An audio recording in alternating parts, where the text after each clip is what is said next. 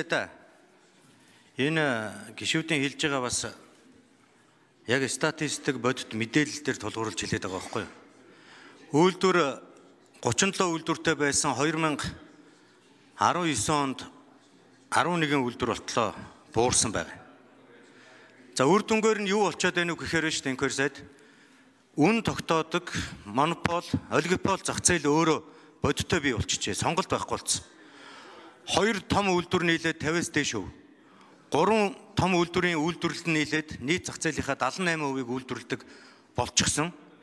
Улмаар өгсөн хөвөлдөж үнэ нэмдэг болсон гэдэг мэргэжлийн байгууллагын дүгнэлт нь удаадараа гарсан.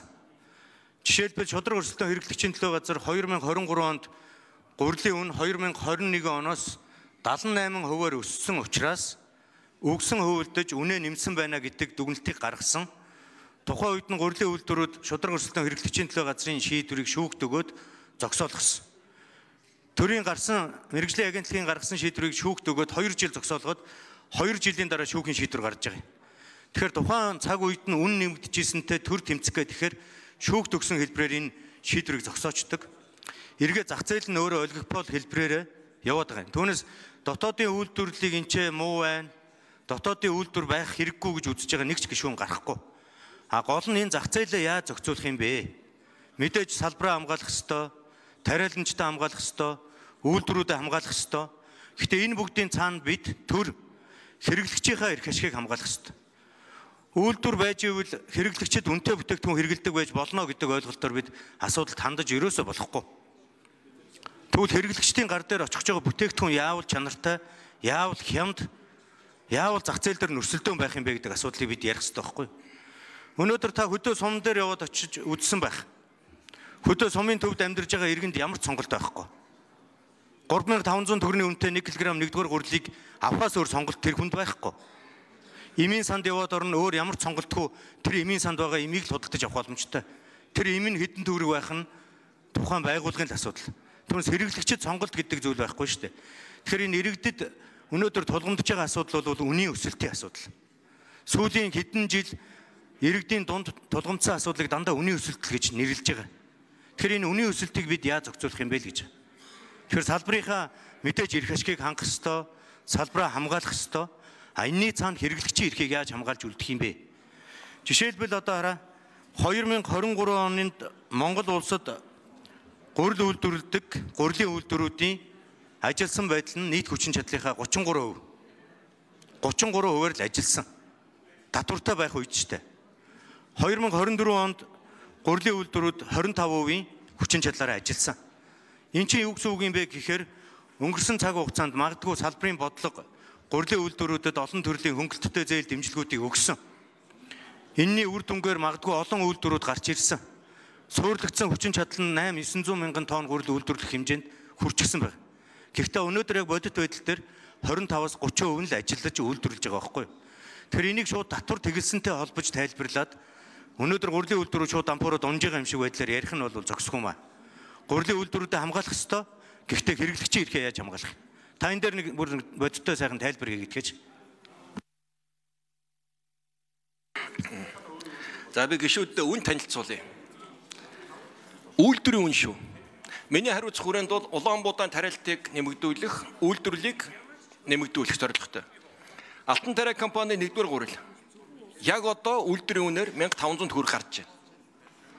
Од групп 1530, Мил хаус 1520, Ханга милс 1800, Өгөөж гурил 1760, Улаанбаатар гурил 2050, Уяг гурил 1930, Дорнот гурил 1790, Хөвсгөл алтан дуулга 1830. Гурил хямдхан байгаа. Үн нэмэгдэлд өөр газар явагдаж байгаа. Тээвэр дээр нэмэгдэж байна.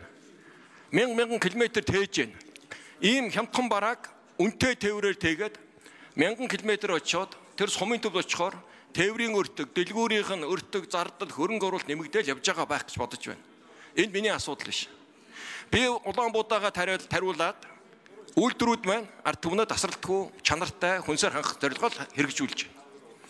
Дундаж энэ 1500 гэсэн үн бол маш боломжийн үн. 1 тонн Улаанбуудаа тариалагчдаас 800 сая төгрөг авч байгаа Улаанбуудааг тээврэмдээд 1500 төгрөгийн гурил гаргана гэдэг бол боломжийн. Энд ямар ч олигопол үн хуульдсан үгссэн зүйл байхгүйд хариуцлагатай хэлээ. Мянган оролцогчтой олон бэлтгэл нийлүүлэгчээс хамааралтай энэ зах зээл маш сайн шудраг өрсөлдөөнийг хангаж байгаа гэж хэлхийг хүсэж байна. Үүнөөр 30-40% нэмэгдэл тээвэр худалдаан дээр нэмэгдэж байгаа шүү. Энд анхаарал тавиач. Тэрнээс тариа тарьж байгаа тариаланч энийг боловсруулж байгаа үйлдвэрлэгчид асуудал байхгүй. Энэ бол Монгол улсын бидний онцлог шүү дээ. Үнэхээр өргөн дэлгэр байна. Зам харилцаа суул байна, хол явж байна. Тэр талаас нь хараад үзээч. Суур салбарлуулсан энэ тариаланч үйлдвэрлэл рүүгээ эргэж ноцоод байж ердөө болмооргүй.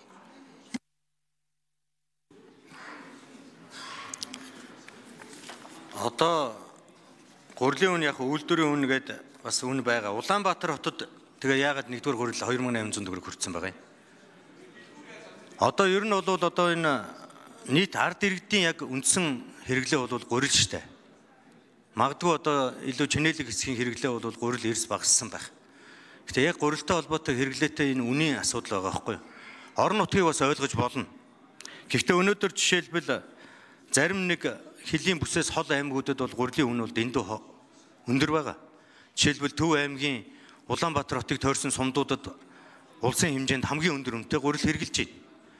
Аймагуудаас ярих юм бол дунджаар Хинтээ аймаг хамгийн өндөр үнэтэй гурилыг хэрэгжилж байна.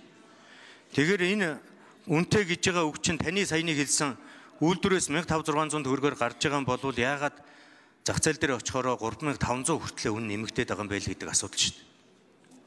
Яг өнгөрсөн жилийн татвар тэглэхтэй холбоотой асуудал ярьж байхад манай Идэр Бат гишүүн хэлжсэн санагдаж байна.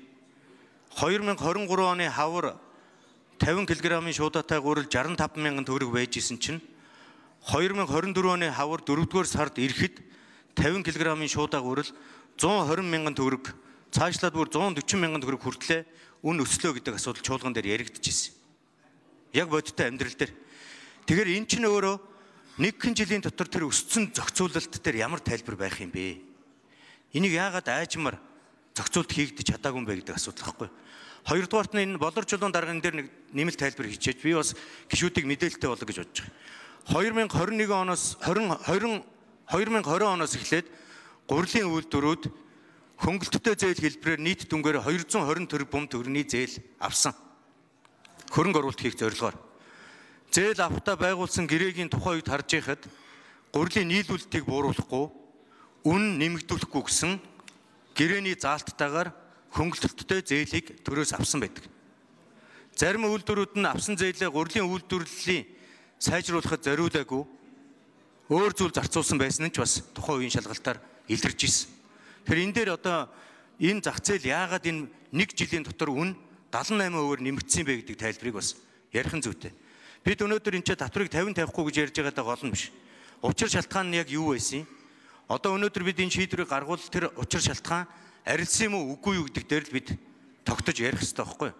Тэр энэ дэр болор чулуун дарганы тайлбар ирдэг. Ажлын хэсгийн 9-р микрофон.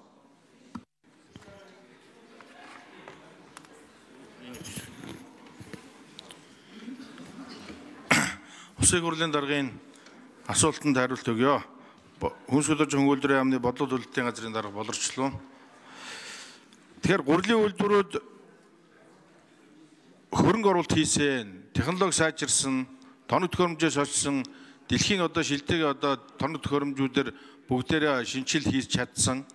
За гурлийн үйлдвэрүүдэд олгож байгаа энэ эргэлтийн хөрөнгийн зээл бол жилдээ 100 орчим тэрбум төгрөгийн эргэлтийн хөрөнгийн зээлийг олгож байгаа. За 100 тэрбум төгрөг гэдэг бол 80-аас 100 мянган тонн буудаг худалдаж авах ийм мөнгө байгаад байгаа. За бид жилдээ 400 мянган тонн буудаа авлаа, ургац хурааж авлаа гэж тооцох юм бол энэний 4-1-тэй тэнцэх хэмжээний ийм эргэлтийн хөрөнгийн зээлийг бол сүүлийн жилүүдэд гурлийн үйлдвэрүүдэд олгож байгаа. Энэ бол 1 жилийн хугацаатай ийм зээлийг олгоод намрын ургацаас тариаланчдын буудааг худалдаж аваад за тэгээ жилдээ багтаагаад буцаагаад банкныхаа зээлийг төлдөг. За сүүлийн жилүүдэд ерөөсөө л бид нар энэ засгийн газар дээр тавигдж байгаа хүүгийн татаасаар арилжааны банкны их усүр тулгуурсан ийм зээлийг бол гурлийн үйлдвэрүүдэд олгож байгаа. За энэний үр дүнд тариаланчдын борлуулалт нэмэгдэж байгаа, улаан буудааны борлуулалтыг дэмжиж байгаа л ийм хэлбэр. За хөрөнгө оруулалт тал дээр бол өөрсдөө бас гурилын үйлдвэрүүд хөрөнгө оруулалтаа хийсэн, технологио сайжруулсан, чанарын хувьд одоо ямар ч асуудалгүй болсон зэрэг нь бол өөрсдийн тодорхой хэмжээний хөрөнгө оруулалтын үр дүн гэж ингэж харж байгаа. За өнгөрсөн жилийн орж ирээд байгаа Оросын холбооноос орж иж байгаа гурил бол бас яг үнийн хувьд бол өөрөө хоёр янзын үнэтэй байгаа. За нэгдүгээрт нь яг улсын стандарт хангасан гурил нь бол манай дотоодын үйлдвэрүүдийн үнэтэй ойролцоо буюу 1700-800 төгрөгөөр орж ирж байсан. Энэ нь бол энэ ГОСТ стандартыг хангасан гурил орж ирээд байгаа. За 1300-аас 1400 төгрөгөнд зарагдаад байгаа гурил нь бол бас тэр гурилын үзүүлэлтүүдийн нэгээс хоёр үзүүлэлтийг хангахгүй байгаа. Техникийн нөхцөл хангасан ийм гурлууд орж ирээд байгаа. Тэгээ энэ дээр бас чанарын хоёр өөр зөрүүтэй байдал байгаа учраас мэдээж тодорхой хэмжээний хэрэглэгчд бол үн хямдын сонгож байгаа хэдий боловч яг үйлдвэрлэл дээр, цайны газар дээр, нарийн бовны цэгтэр бол энэ туу нөхцөлийг хангасан одоо энэ гурлууд бол төдийлөн борлуулалтгүй одоо нэг удаа аваад эргэж авахгүй байна гэдэг тал дээр бид нар бас зах дээг өрөө судалгаа хийхэд ийм асуудалтай бас тулгарч ирсэн гэдэг хэлье. За даваасрын гişүү. Төсвийн хорон дээр хариулт өгье. Тийм, банкны хорон дээр яг ийм хилцүүлэг болсон юм. Ер нь энэ дэр нэг хоёр зүйлийг бол бас анхаарах хэрэгтэй юм билээ. Энэ үнэтэй холбогдлолтойгоор.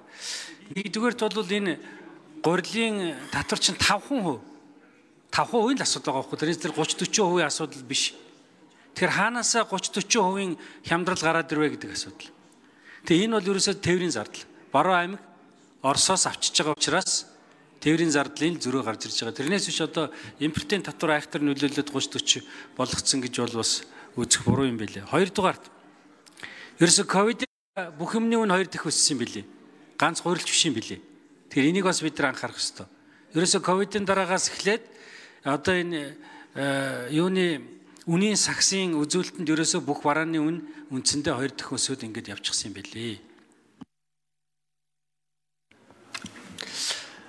Боловсруулалтын дарга хариулах уу, инквери сайд хариулах уу? Одоо жишээ нь өнгөрсөн жил улсын хурал одоо бараг бачаргал гişүүн санаачилсан баха.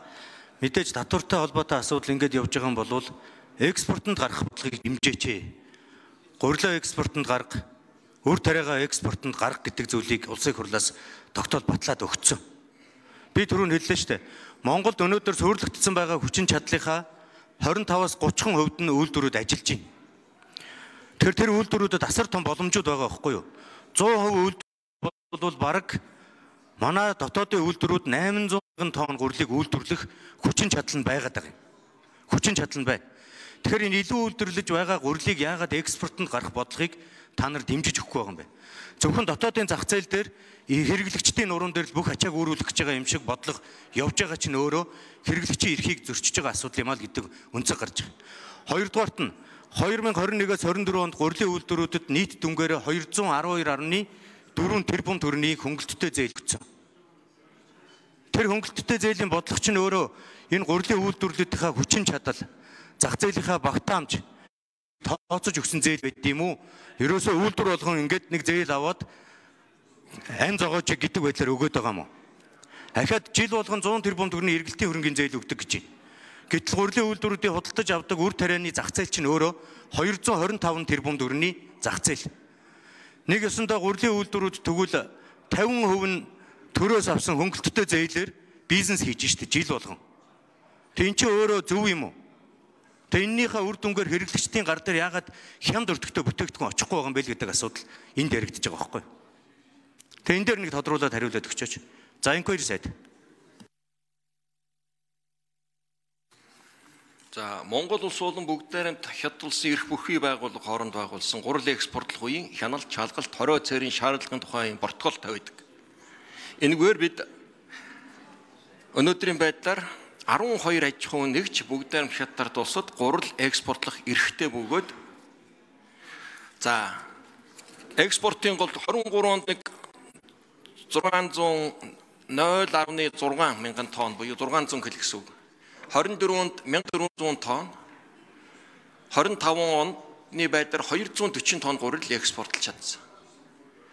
Үнэхээр бүгдээр хятад улс маань жилдээ 600 сая тонн үр тариа авдаг. Газар тариалангийн гайхалтай орн. Хой төрш маань өөрөө дэлхийн улаан буудаан гол үн тогтоогч. Дэлхийн улаан буудаан 20%-ийг анхаараа нийлүүлдэг. Ийм хоёр улсын дунд бидний жилдээ нэг 300-400 мянган тонн Улаанбуудааг тариад, ургуулад, дотоодоо үйлдвэрлэх ийм бодит амьдрал шүү дээ. Ковидын сургамж. Ковид ахаад хэлгээд 1 сарын хугацаагаар сунгахад Монгол улс картын бараанд орж байсан. Өөр аргагүй байсан. Яагаад гэвэл хүнсний хангамж тийм сул байсан. Ийм учраас үйлдвэрлэлүүдээ яралтай босгоё. Энэ хүнсний хувьсгал гээд төрийн тэргүүний санаачлалт хөтөлбөр чинь 19 нэр төрлийн хүнсийг дотооддоо бид нар хийя. Тари ургуулыг бүтээе гэж зорилго шүү дээ. 19 нэр төр.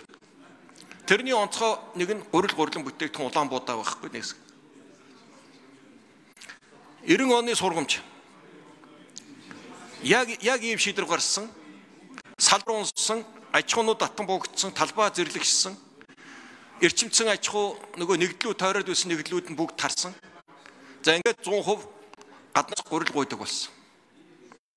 Бүх төрлийн тэргүүнүүд гадаад явахдаа гурил өгөөч, Улаанбуудаа өгөөч гэдэг болсон. 3 орноор тусламжаар Улаанбуудаа авдаг болсон. Энийг өөрчлөйгээд энэ 2008 оноос Атрын 3 дугаар энийг өрнүүлээд ямар ч байсан энэ гурилаа хангах нь онцгой чухал юм байна. Гурил бол стратегийн бүтээгдэхүүн юм а гэдгийг дахин сайн ойлгоод ингээл явж байгаа ажил шүү дээ. Дөнгөж одоо нэг хөлөөр хүүхд оруулгаар хөл тэнцээд ингээд жигдэрж байна. Тариалан босоод ирэхээр чинь энэ эрчимцэн аж ахуй гахаа дахиад шувуу өндөг сүүний аж ахуй чинь бас дагаж аваа босоод байна шүү дээ. Яг энэ үед нь хамгийн сууруулсан газар тариалан унгаан гэдэг бол энэ дагаад бүх хөнгөн үйлдвэрийн салбарыг, хүнсний үйлдвэрийн салбарыг унгаан л гэсэн үг. Тэгэхээр 90 оны тэр сургамжийг ахиж санаач. Ковидын нөхцөл байдлыг эргэж санаач. Энэ бол аюулгүй байдлын асуудал. Баталгаатай эх орны бүтээгдэхүүнээр ард иргэдэд хангах бодлого шүү дээ. Ахаад цөөхөн бараа шүү. 19 төрлийн бараа. За яг мэдээж одоо 90 оны нөхцөл байдал хоёр их өөр төвшөнд очсон л да. Өчигдөр олон улсын мэдээлэлээр гарч исэн гишүүд бас харсан байх. Япон улсад сүүлийн 2 жилийн дотор гол үндсэн хэрэглээ болсон цагаан буудаа үнэ нь 2 дахин нэмэгдсэн учраас импортынхоо нөхцөлийг хөнгөлөөд татваргүйгээр бүгд найрамдах Солонгос улсаас их хэмжээний цагаан буудаа импортлох шийдвэрийг өчигдөр гаргасан байна шүү дээ. Жишээлбэл өнөөдөр Монгол улсад 1 тонн улаан буудаан дундаж 200-аас 250 долларын өртөгтэй байна. Үнэтэй байна. Гэтэл дэлхийн зах зээл дээр 120 долларын үнэтэй байж байгаа байхгүй. Тэгэхээр яагаад бид энэ зах зээлийг өөрөө ингэж дэлхийн зах зээлтэйгээ ойролцоо төвшөнд явуулах нөхцөл боломжийг бүрдүүлж чаддаггүй байл гэдэг асуудлыг энэ ч яриад байгаа. Түүнээс ерөөсөө нэг зүйлийг маш сайн ойлгох ёстой. Үндснийхээ үйлдвэрлэлд дургүй нэг ч улсын хурлын гишүүн байхгүй. Хэрэглэгчдийнхаа нурам дээр хүнд өөрүүлэхгүй гэсэн иргэдээсээ сонгогдсон улсын хурлын гишүүд энэ ч асуудал хандаж үгэлээ сууж байгаа. Тэгэхээр энэ байдлаа бол бид гол нь зөв гарцаа яаж олох юм бэ гэдэг асуудал байхгүй юу? Өнгөрсөн жилийн үдүед нөхцөл байдал ямар байсан, өнөөдөр ямар болсон, цаашдаа бид яаж явах юм бэ гэдэг асуудлыг шийдэж байгаа л гэж харж байгаа. Тийм учраас өнөөдөр засгийн газраас өргөн барьсан энэ асуудлыг улсын хурлаар хилцээд явъя гэдэг өнөөдөр улсын хурал дээр хилцэх хэсгийг шийдвэрлэхээр хилцүүлэг болж байгаа. За ингээд цагаан хүүгийн эдрөө тэгш асуултаа асууя.